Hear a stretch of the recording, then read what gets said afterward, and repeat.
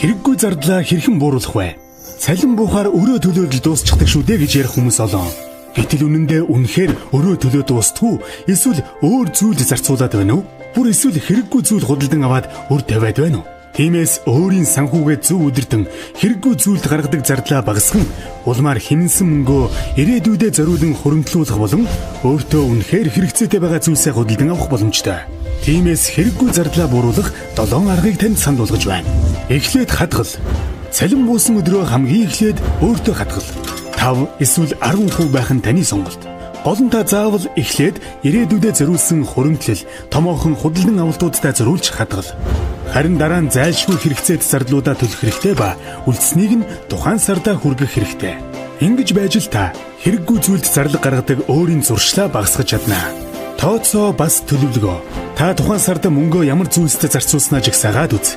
Байрны, утас, интернет, хоол, хүнс, автобус, унаа зэрэг зайлшгүй төлөгдөх зардлуудаас гадна өдөр тутам гарсан зардлуудаа нэг бүрчлэн бичгээ мартуузай. Зардлаа жигсааж бичмэгц. Хаана хэрэггүй зардал гарсан, хаана хяналт хийх боломжтой байсан зэрэг нь тодорхой гараад ирнэ.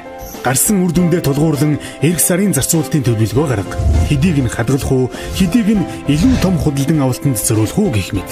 Хяналт маш чухал. Заавал өдөр болгон ундаа авч уух, чихэр идэх, таксинд суух шаардлагагүй шүү дээ. Шаардлага гарсан тохиолдолд өдөр өдрийн зарлагаа тооцож хэрэглээгээ бодож үз. Хэмнэх боломжтой, зарлага гаргахгүй байх боломжтой бүхэл тохиолдлуудыг бүртгэх. Өөрөөр хэлбэл өөрийнхөө гаргаж буй бүх зарлагыг хяна. Сурталчилгаанд улс суурьтай ханд. Зурагт сонин сэтгүүлийн сурчлагаанд автан сэтгэл хөдлөлөөр хийсэн худалдан авалт бидний нийт худалдан авалтын нэлээдгүй хувийг эзэлдэг. Ингэж авсан эд зүйлс ихэвчлэн хэрэглээ багтаа гэрийн элдв булан тохиод хаягдсан байх нь илбэг. Сэтгэл хөдлөлдөө автаж худалдан авалт бүү хий. Альва худалдан авалт хийхийн өмнө өөртөө бодох хугацаа олго. Үнэхээр хэрэгцээтэй худалдан авалт уу эсвэл зүгээр л авахыг хүсээд авч байна уу? Үрлэгэн хүний дэлгүүрээс авах зүйлсийн жигсаалт, дэлгүүрээс авсан зүйлсийн жигсаалт хоёр үргэлж зөрүүтэй байдаг гэдгийг санаарай. Боломжоо судал. Үнэхээр хэрэгцээтэй гэж үзээд ямар нэгэн худалдан авалт хийх гэж байгаа бол ямар боломж байгаагаа судалж үзээрэй.